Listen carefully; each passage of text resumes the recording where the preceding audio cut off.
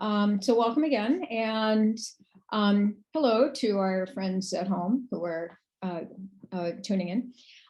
So let's do a quick go around, and I will have the chat going, and just let us know if there's anything in particular that you'd like to talk about today. Let's start with Jenny. Jenny's over here for me. Jenny Carlin from East Central, and no, nothing new here, I guess. Okay, great. Jenny, you want to call on someone? Sorry, Sarah. Hey, I'll come to the camera. Sorry, I'm in my kitchen. What's new with me? Well, it's been a while since I've been on. I'm really glad to be here. I am not coming in hot with any burning issues. But I did want to let the group know that I think 196 will be hiring a parent ed next year.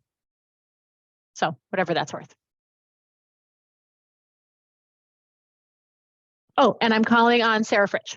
And I'm sorry, Sarah Fritsch, if I budged, because now I'm seeing that you're here and the person before me might have called on you instead of me.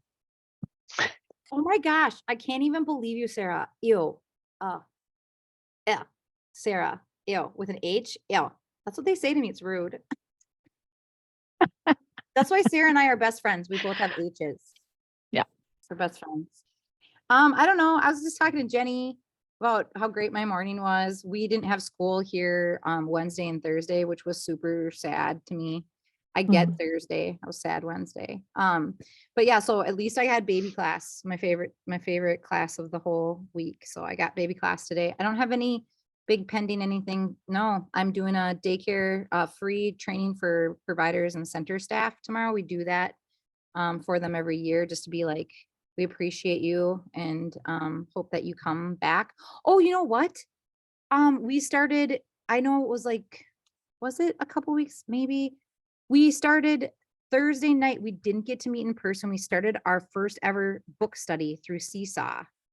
We were going to do like kind of like a little meet and greet for our first book study ever, but we couldn't because obviously our school's closed. But so we just met. We didn't meet. We just like put a question about whatever. We just put a question on there, post a question on the Seesaw page. I did like a little verbiage about like, group norms and such. But we had everybody. We only have 10, but I mean 10's more than 0. Can anyone hear me? Oh, I can hear you. Okay, this is the weirdest thing ever because I'm unmuted, so you can hear me. I can't hear anything. So I'm not sure what's wrong with my computer, but that's why I am like typing things in the chat and have been reading the closed captioning. So it might take me a little longer. I'll type stuff for you, Becca. Sorry, Hi, hopefully I'm Becca. not interrupting anyone. You totally I've are. already left and come back in. I can try that again. I've never had this happen. So I don't know what's going on. Everything looks like it normally looks, but I can't hear a dang thing. Is the speaker volume on your computer up? The speaker volume is on my computer up to 100%. Okay. So that one's not it. Okay. All right. Well, you can try, but yeah. But meanwhile, we'll continue to go around and hope you can, yeah. I'm going to try to leave and come back in. Okay. Sounds good. Okay. Sarah. Oh, so that it was actually awesome. It was awesome to have everybody respond. I was a little concerned that we'd never met, at all to do any type of meet and greet like that, but it worked out. It seems like people are excited. We're doing the Managing Emotional Mayhem, the Conscious Discipline book. I don't know if you guys have done that yet or looked at it, but I thought it would be a good book for us to start with since we've never done a book study, because it's kind of like a workbook a little bit, right? It's a book and workbooky type of thing, and it's got a lot of reflection in it. So I thought it might work as a book study. So we're just doing it through Seesaw. So that's a good thing. I think I'm excited about it. Yuji, you want to go next? I miss you. I miss you too, Sarah. I miss everyone. I mean, I was away for 2 weeks, and it's so good to see you. Actually, my boss was scheduling a meeting with me. I said, no, not this time. I have a professional development weekly meeting and on Friday. So yeah, I'm just so excited to see everyone. Well, there's nothing new. I mean, I just came back and I want to listen to what's new in your life, in your teaching. Thank you so much.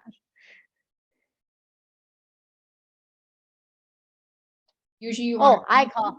yes, I will call Nikki.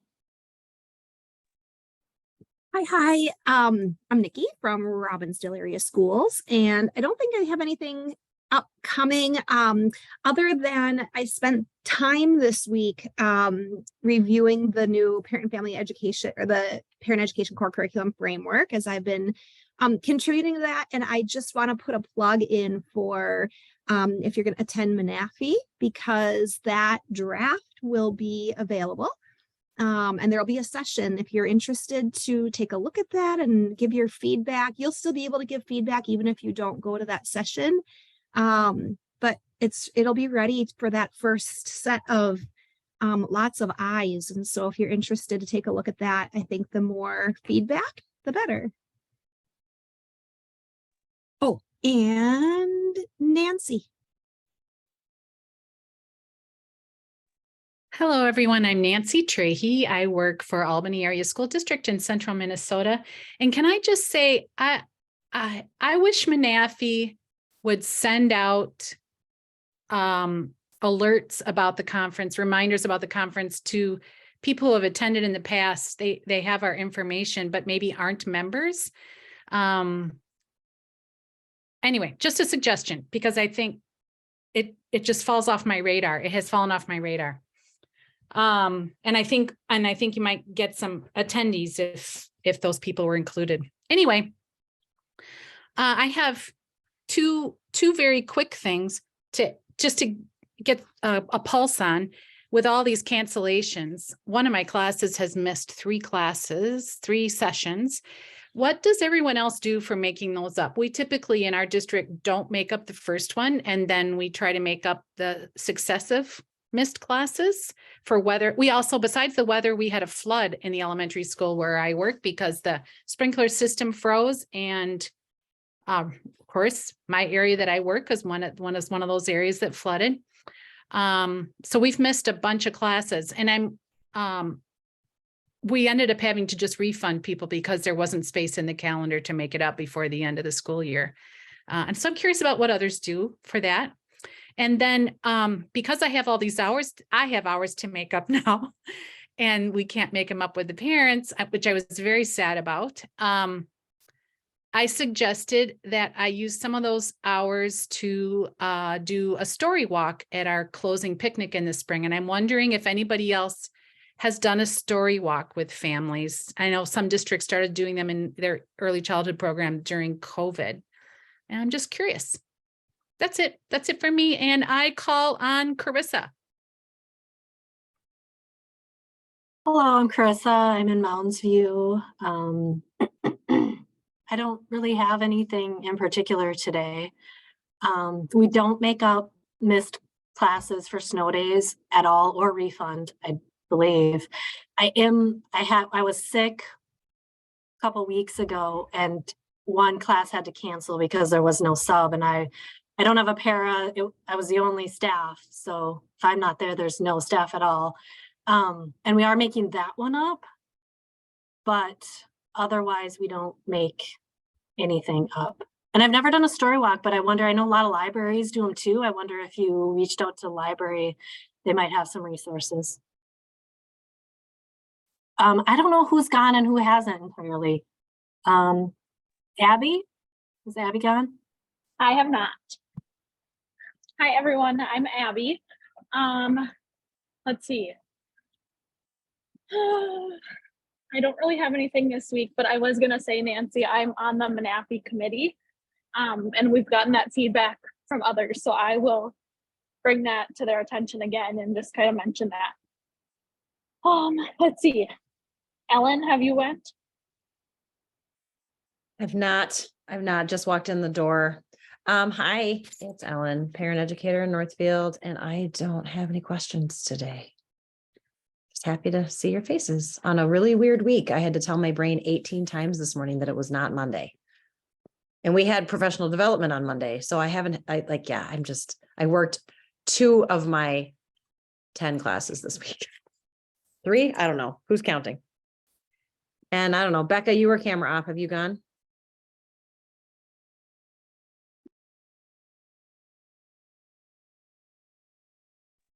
You're muted. I dearie. guess I haven't really gone. I'm Becca. I'm a parent educator for 622, which is Maplewood, Oakdale, North St. Paul. I don't really have anything this week. It's just been a weird week, like Ellen said. I have no audio, so I'm just reading captions. So if I'm a little slow, that's why. I'm probably mostly just gonna work today. But yeah, that's it. Thank you. And then Cinnamon. Hi, I'm Cinnamon Tyson. I'm from Chisago Lakes. I have nothing that needs discussing, but Nancy too, for us, we don't make anything up. We are gonna make up our preschool in April because we personally take a week off in April for normally preschool conferences, and then ECFE just takes that whole week off. So preschool will make it up that week. Otherwise, we're not doing anything special.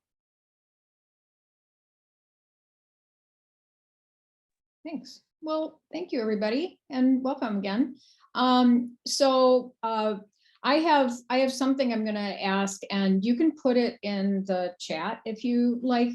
And last week, I think we ended on this, but it's really motivated me, and I've been thinking about it. In fact, I immediately wrote to Sarah, also with an H, Holmbo, who is on the program committee for Menafee, and I'm gonna do a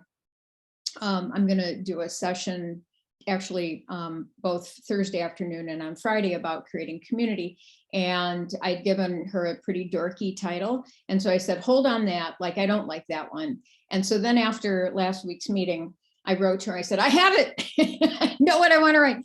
So I am sort of opening the title up with magic moments, and this again was stimulated by our conversation last week.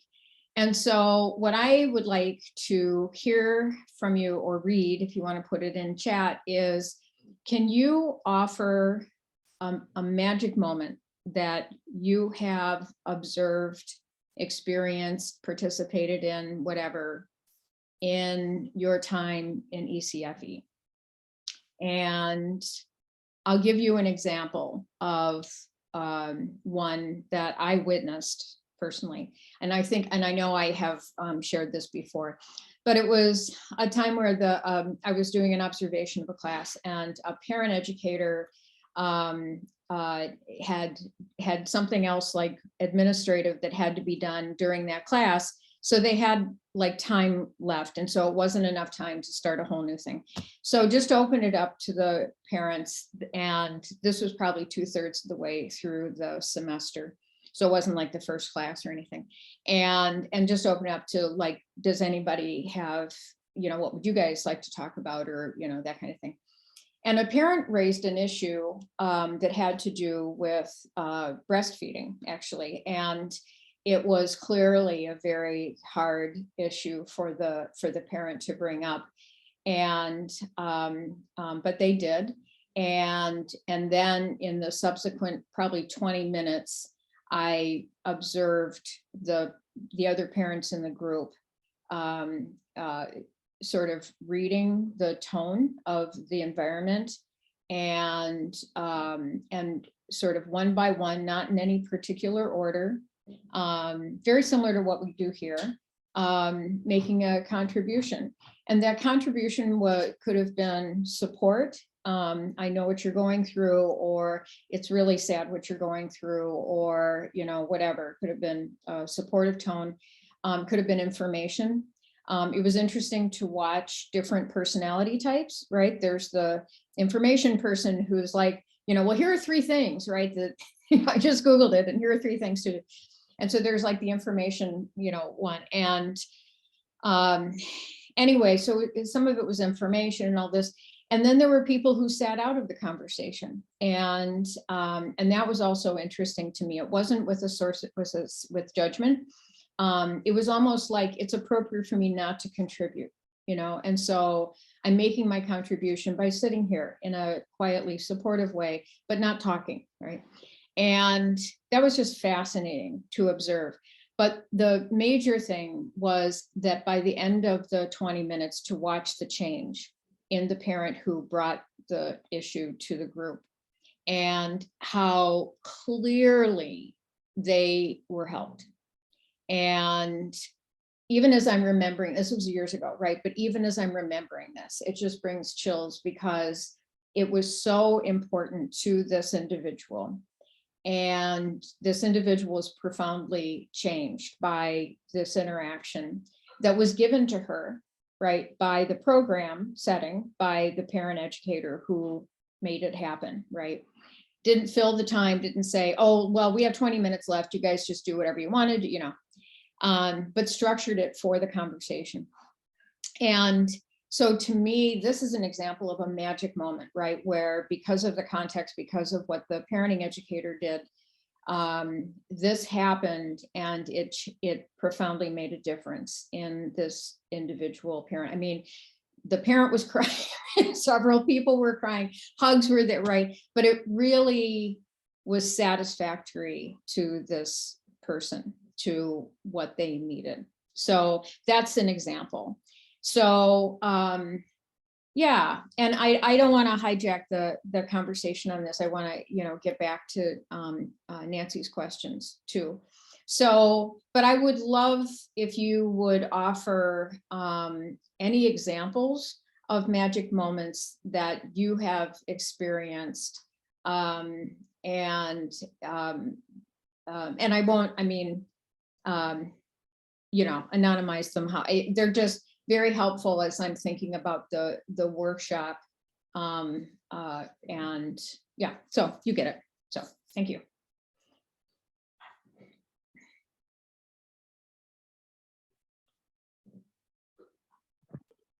I have one that comes to mind. Last week, I brought the topic of grief and loss to my Tackling Tough Topics class. And while I was at it, I brought it to my Parents in Threes class too, because I think there's value in talking about that stuff. And it was a really interesting conversation in the topics class. And for me as an educator, it was a reminder that you never know what people are carrying, right? Like I started with adult grief. Like, what are you grieving? What have you, make a list in your notebook? Is that your idea, Becca? In your notebook, or Nikki, I can't remember. I got it from this group. Write down a couple of things that you feel that you've lost or grieved since March 2020. I had no idea what they were going to write. I didn't require them to share. But what they ended up sharing with each other across the table, the whole class, it was going to be about parenting grieving children. And it was really about parenting yourself and managing your own selves, right? It was 2/3 about that, which was the direction it went.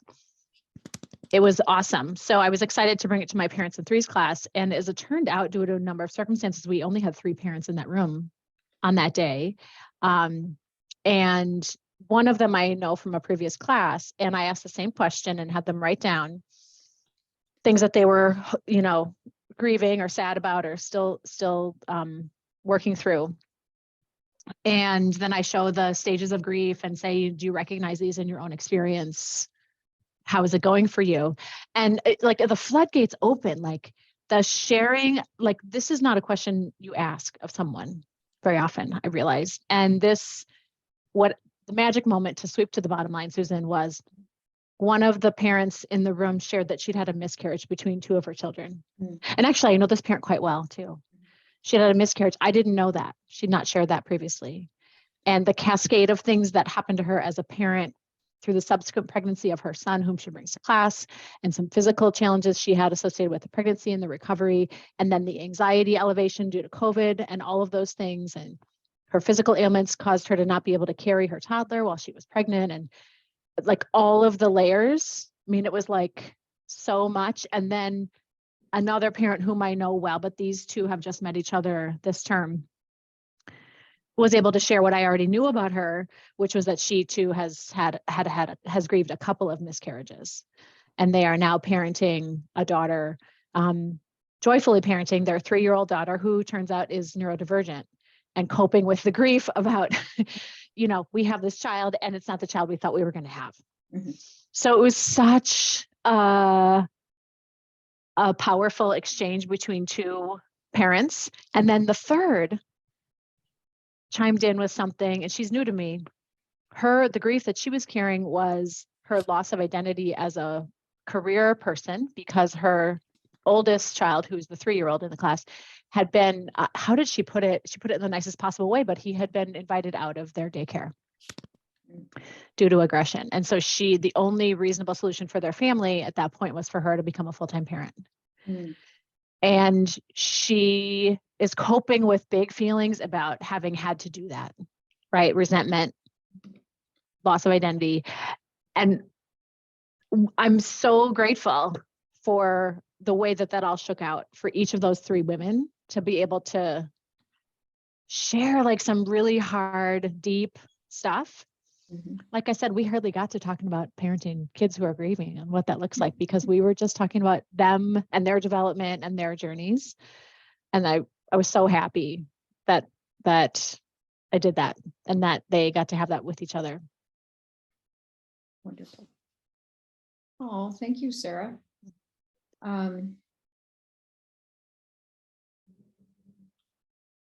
Yeah, as I mentioned, if there's others that have that, you know, while we're talking today, you want to just share a little snapshot in the thing, or write to me individually, you know, and say this happened, or whatever. I would love, what a collection that would make, wouldn't it? The magic moments of UCFE.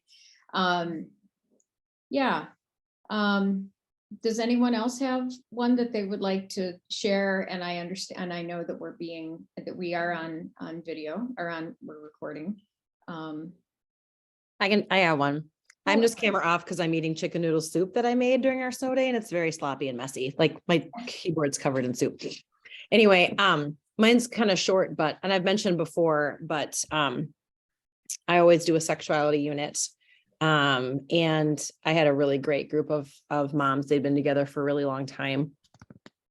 And Sarah Hardy, kind of like what you said, like you had like things come out of the woodwork. You're like, I had no idea. I had a mom at the very end of class. We were like, you know, they were picking up their snack, they were gathering papers. And I had a mom just say, she's like, I just want you all to know that today's topic is so important. She's like, I don't think any of you understand how important it is. She said, because if my parents had had this conversation, I maybe would not have been sexually abused by an older cousin. Yeah, a cousin was just a couple years older than her. And she said it happened multiple times at Grandma and Grandpa's basement while they were watching movies. And she said, I won't tell you about how horrible his life is now. She said, but I just want you all to know, like, this is really interesting stuff. She says, she said, I think there are maybe 4 people in my life who know, you know, she's like, my parents, my sister, my therapist. She's like, and you all now bring that number up to like 15. Like there were 10 moms in the class, you know? She's like, so now 15 people know, you know? She said, but I think it's really important that you know, because it's so like, I feel comfortable with you. I know I want you to shut up. Why do you have to yell when I'm on camera? Stupid cat. Can you hear her screaming at me? She's sitting right here and just yelling. And she said, I feel like I owe you all that information. So, the group was awesome. The connection was there. And then they all like went and surrounded her in a big hug. And she was kind of a quieter mom, you know, not super quiet, but this was definitely a revelation to me. And I was sitting there and I was like, no one was looking at me, right? Nobody was looking at me. She was dry-eyed, but I was like, nah. And then everybody looks at me and I was like, oh my God, you know, so it was, And again, that's not going to happen, I think, in a lot of groups, because you have to have the group rapport. That person has to be in a good mental space. And it just all came right together. So interesting that it's tough topics. Like tough topics make, you would think that people would be like, no, we're not going to talk about that, but Mhm. Wow, thanks, Ellen. I do have a quick follow-up, if you don't mind. When she said, I feel like I owe you as a group, what do you think that means? And I'll open it to anybody. But I mean, it was Ellen's story and I picked that up from what she was saying, but I'm curious about that. she meant that being quiet about it didn't serve anybody. Okay, She says, I'm getting to the point in my trauma where sharing it, she's like, I think I'm getting to the point in my trauma where sharing about it does more for other people. That it's better for other people to know about it than it is for me to keep it inside. Mhm. I think was her point, unless anybody else wants to, but she kind of elaborated on that. I wasn't gonna, Yeah. So. Yeah, agree, Becca. Yeah, save those tough topics for the second half of the year when there's been more group rapport. And this was spring. I always do sexuality in like April Mhm. or May even. Yeah. Yeah, interesting. So there's another sort of a process theme of timing. And as you're saying, sort of that time to build group rapport before something that is sensitive, meaning personal, has been built up. Good, thank you. Well, thanks, everyone. If anyone else, and I don't want to cut it off, if somebody else has something else to share. Yeah, these are very, very powerful. And let me just ask, does anybody have a sort of a magic moment that maybe wasn't related to a tough topic or wasn't something that was really hard? Maybe from a standpoint of, okay, I'll give you another example, like on the other side of things. And I know I'm monopolizing and I'm going to get back to Nancy's questions. Is I also witnessed something that occurred, and this was actually somewhat as a result of our doing the Parentopia platform. But I honestly believe this would have happened anyway. So I'm not completely giving credit to the virtual thing. It just is, like I've said before, just like with Zoom, it's just a tool, right? It makes things, you can have a meeting like this with everybody, sitting at home or in their offices all over. It's just a tool, right? But it was a case where a family just in a ECFE group determined that they were surprised by with already having 2 kiddos at home under the age of 5. They were having another child that turned out to be triplets. And we're not completely freaking out, but I mean, why not, right? And the sort of magic moment of the group was that the parents in this group immediately rallied to, how can we support this parent? What can we do to make this surprise thing that they're having easier? And they ended up creating, sort of through their online connections, almost like a meal train, but also caregiving for the younger kids, like play dates, and things like that. And to me, that's like a magic moment too, because that's like a gift that being part of this community, kind of offers back to the individual. So they're not all always the other way too. So, great. Well, as you have other examples, if you'd like to share them with me, I really appreciate it. My point is, with this, is sort of starting from those magic moments and kind of working backwards to what is it that creates that context where people can experience these magic moments. So thanks.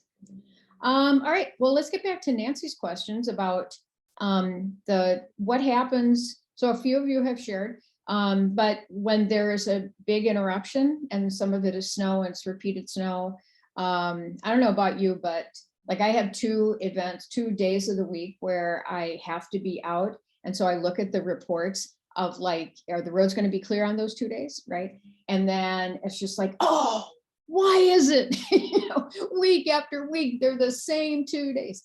So, yeah. So what do you guys do about what if you have to have like not just one, but say multiple classes missed? It sounds like from the chat and from people when they were introducing each other or themselves, for most, it doesn't sound like anybody outside of us makes them up, right? Right? Sounds like everybody doesn't make them up. And I'm wondering if the difference, because that surprised me so much. I wonder if part of the difference is, I know some ECFE programs are year round, this whole school year, or they're the semester. So when you miss 2 out of a semester, or even 3 out of a semester, it's not like our classes where most of my classes are 6 weeks long. If you miss 2 or 3 classes, you've missed almost the entire thing. My 10-week class is the longest one we have, and it's 2 hours a week, 10 weeks, 3 sessions a year. Some of those people participate and register for all 3. But one of my parents pointed out that even with the shorter classes, our fees, if they're in the highest bracket, she said, if I miss a class, I've spent $17 and have missed class. I mean, she said, I could take my kids to Chuck E. Cheese for that. And I hear that voice in my head. She wasn't being critical. She was just trying to explain her point about even missing one, because our first one we don't make up. Even missing that one, to her, it's an investment, a big investment. They really look forward to it. And so they're very sad. And there's this expectation that they'll get something in exchange then for that. That was a number of years ago. So it's probably more than that now per class. But anyway, I wonder if that is the difference. I'm asking people for their suggestions, and I'm kind of comparing apples and oranges, Well, Nancy, one thing we did in my previous district is we offered coupons for the next session.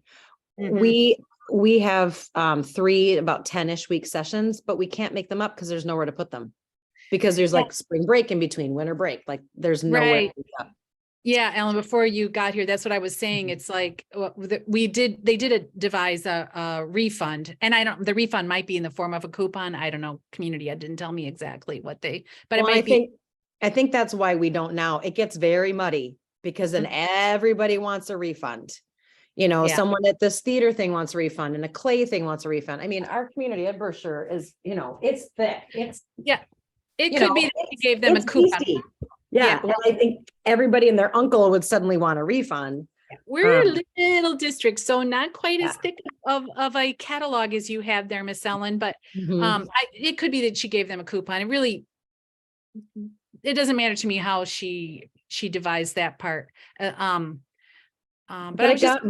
it got tricky because everyone's paying a different fee. So we had to figure out do you get $10 coupon? Do you get a $4 coupon? It was just very, very, very messy. So I think now just across the board, it's like, sorry. Yeah. She's giving them the amount per class anyway. Okay. That takes care of that question. I appreciate the feedback. Yeah. Well, Nikki, we do option. Oh, I'm sorry, Ellen, go ahead. Sorry, Susan. Our district does like these, we send activities on snow days through Seesaw, very much like the elementary schools do. Like that's a requirement. We have to do that. So the early childhood teacher puts together a grid of like, make some cookie and then send us pictures through Seesaw. I don't even offer virtual parent ed because I've got a lot of parents at home doing e-learning with their kids because that's what our district is doing. And I'm not bringing that trauma back from families. And then I send like a little video or a little podcast or something, something parent related. But when I ask them if they do it, they're like, yeah, no, we didn't have time. I'm like, no, but I offered it. Some of them do. But that is what we do to try to bridge that. Like, yeah, sorry, you're not here, but in person is that's how we roll. And we learned that in COVID. There's no way to replicate what we do at home. So it makes it so special. Yes.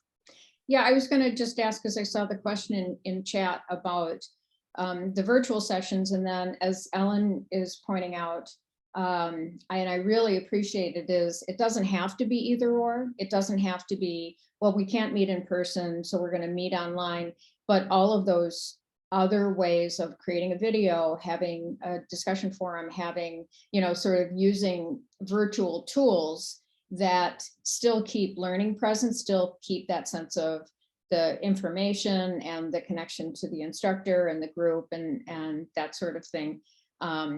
They are a time investment on the parenting educator's part, to be sure. And as Ellen pointed out, also, there may not be a big ROI, as the business people would say, if, you know, you put this effort into creating a video and then you find out nobody watches it, or, you know, a Google Doc or something like that, and then nobody fills it out. So there's always, and we're learning this anyway, right? That balance of how much time do you put into it, you know, versus what do you hope to get out of it? So I do let families know, I'm like, hey, if you have a question just for me, shoot me an email. I'm available. You know what I mean? So, because I am. I wanted to, we didn't do e-learning days Wednesday or Thursday. We just had no instruction across the district. So I had a virtual class scheduled for Wednesday. It's not attached to any of my regular in-person classes. It was a completely separate thing, but I couldn't run that because there was no instruction across the district, which included that. So I don't know if that would have been different if they would have had e-learning days or not. I don't know.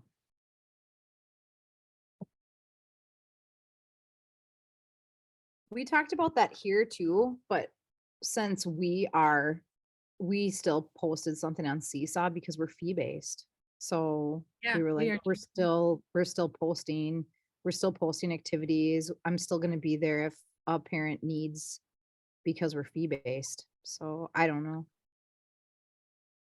Yeah, we're definitely fee-based as well. Our preschool teachers, school readiness teachers do a bingo board for the non-school days. And like many of you were saying, when we were in COVID and shut down, I was trying to meet virtually with people. And I think it just wasn't as satisfying. Not as many people came, even the groups that were the closest, because they had their kids right there. It wasn't like parent talk time where they were separating.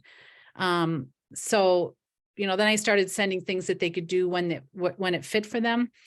But they, like you say, they just hadn't done it. So the decision was made, I mean, together, myself and our early childhood coordinator and our administrators, that it just wasn't a good investment in time. So, because they wanted to use my time in another way, whether it was home visits, extend my home visit hours or something like that. So I really appreciate all your feedback. Thank you so much.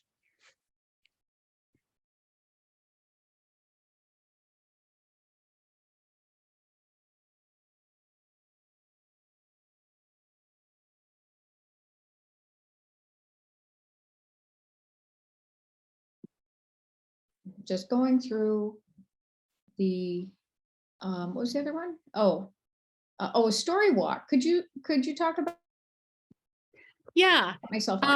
Yeah. I wasn't aware of them till, let's see, it was spring of 2020. I hadn't heard of them before, but I went searching for something because we typically had an end of year big event that all the early childhood programs participate in.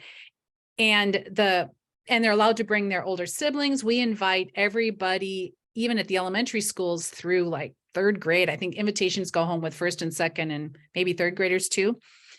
And they come, Amber Alert, Lakeville. If your phone's buzzing, that might be why. And I went looking for something that we could do to keep spacing, you know, because the families, it's a huge tradition in our district. And so I went looking for something that we could do that would allow people to be outside and spaced. and tripped across story walks. I guess they began out in the East Coast somewhere. Somebody, I never did get to the bottom of that. It's the different people credit different folks with having done the first story walks. But in a nutshell, and a lot of libraries did find they were offering them during COVID. In a nutshell, you take a book, a children's book, and you can take it apart, and you're allowed to do that. If you've bought the books, you can take them apart and you laminate the pages so that it's open to 2 pages. And some people use, like real estate signs, and put them on. Some people just have them on stakes. And typically the book is, the best books to use are the ones where you might be able to have some kind of movement happening. A caregiver, or if you've got somebody at each station now that COVID's done, but a caregiver, parent, or someone, family member would read the pages to the children. And let's see, the book we did in 2020, it's something like How Do You Waka Waka or something like that. And it's a child walking. Are any of you familiar with that? I think I've got that title wrong. I'll look for it once somebody else is talking. But it's children in an urban setting. The illustrations are fun, super fun. And each page, it's like, how do you waka waka or something like that. And each page, there was a movement they could do besides reading that page. And so they went from, and we were having to time it, parents signed up for an appointment time to come so that they weren't all standing at station number 1 at the same time, or all congregating together to wait for their turn to start. And you just proceed through the pages of the book. I'm thinking about this year doing, there was an old woman who swallowed a shell, because, rhyming is fun and those are fun books. But there would be something that they could do at each page. There's a page where the wave hits the kids and you could take a water spray bottle and spray them. I'm not as concerned anymore about everybody touching a water spray bottle, at each station. Maybe I should be, but it's not something we are still doing in our district, and sanitizing everything between touching. Or I could have a bucket of shells at the station, where the first one where they're talking about she swallowed the shell, and they could take a shell. I don't know. It's a way to have a large event, but something more, because it's a huge event in our district. There's lots of things going on, but it's a way, honestly, it was a way for me to use some hours now that I'll need to make up in a fun way. That I think the ECFE families will love, and so will the preschool families. Have any of you done one of those with your children? Gone to the library and participated in one? I don't know, but Nancy, did you find the shell one on Pinterest? Because I just did. I found on a lady who swallowed a shell. Our school did one. We have like a state park here. And so we throughout the trail, you just take the trail. And I think one of the teachers borrowed it from a public library. I don't know if it was like in her district, farther away from here, but I would check with public libraries too, because they might have them already made. Mm-hmm. Yeah, Ellen, I don't remember if I saw it on Pinterest or someplace else. I just remember that I saw that when I thought, oh, that one sounds like, yeah, I don't remember where. Our Great River, I don't know where you are, Nancy. You said you're central Minnesota, aren't you? Yeah, we're also GRRL. Yep. Yeah, they do story strolls. They have tons of them. Yep. We use them all the time. Yep. They call it story stroll. Awesome. That's good to know. Then I can speak their language. Thanks, guys. Now that you've called it a story stroll, that does sound familiar. And I wonder if we've done that. We But did not my library. We did one the year later, or maybe it was 2 years later. Was it last spring? We did it inside because, of course, it was a rainy day for our spring picnic. So the stations were around the school building instead of out in the pretty park where we usually are. Oh, look at that. I found it. My library did it in 2020. That was kind of how there's the article. There's no pictures, but they did do a story stroll through the park. They put the books, it was something to do during COVID. Yeah, we do it. They still do it now here. I mean, they do it. They bring one to ECF in the park all summer, but now they have them posted at different parks throughout the whatever region, Great River Regional Library. But yeah, they'll borrow them to you. I think this year, because I just had my coalition meeting in the library, it was here. They were saying that they're doing something with poems, which I think would be super cool. So I don't know. I love the library. I gotta stop there today. I gotta get a new book. Remember my book about being friends? I gotta pick up my book Mhm. about being a friend. I'm working on it. Thank you. What a great idea. I never heard of that. And what was that book again, Miss Sarah? Being a friend? Being a friend. It's called Paternal. It's called Paternal. I haven't read it yet, but it's supposed to help you learn how to be a friend. Paternal, like Not for kids. It's not a kid book. It's a Yeah. adult, like self-help. You become a friend. I sound so pitiful, but it's true. have we come to that? Other book recommendations?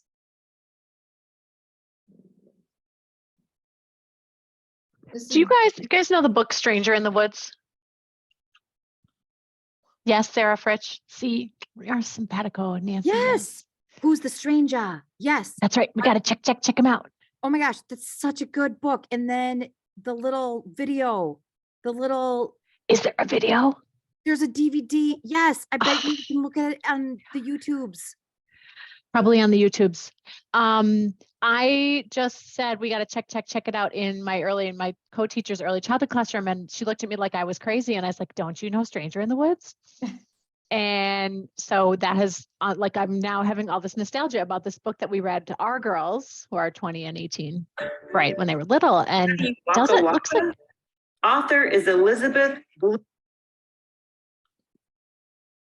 Sorry. That's what I get for sending you videos. Sorry. I think I sent you the video link. It's my bad. That's all right. Okay. Anyway, I just want to make sure everybody knows about this book because it's darling, and I guess it could work for a story walk, but it's a good winter children's book. Okay, wait. I Googled Stranger in the Woods and I came up with The Last Hermit. Yeah, and that's not it. Okay. Here, let me- Okay, I'm really glad. So this is a children's book. Stop. It's- Yeah, stop yes, it's randomly Isn't there like a Googling. deer? think there's a Ellen, you're gonna deer get in on the trouble. cover. Yeah.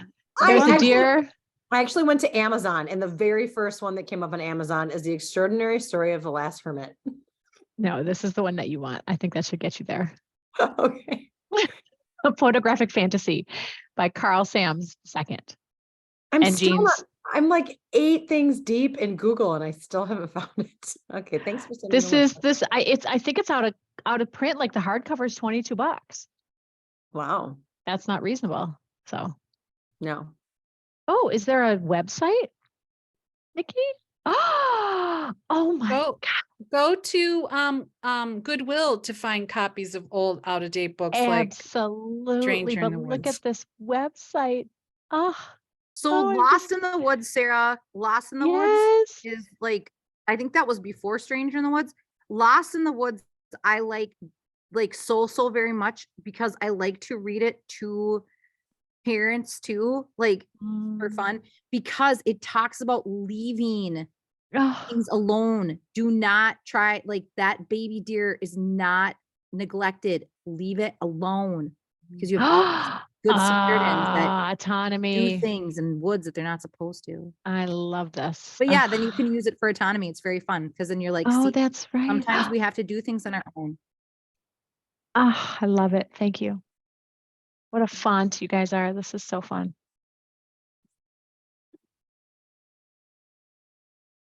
Oh, like my day is made.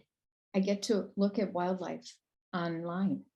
It's such a peaceful, I'm totally getting sucked on this website now. Geez, this is the good and bad of the internet. At our retreat this summer, I'll bring the DVDs. Okay. That will be very refreshing because maybe it won't be 6,000 degrees this summer, but it probably will. I'm ready for 6,000 degrees. I'm ready for 6,000. I'm gonna remind you that you said that.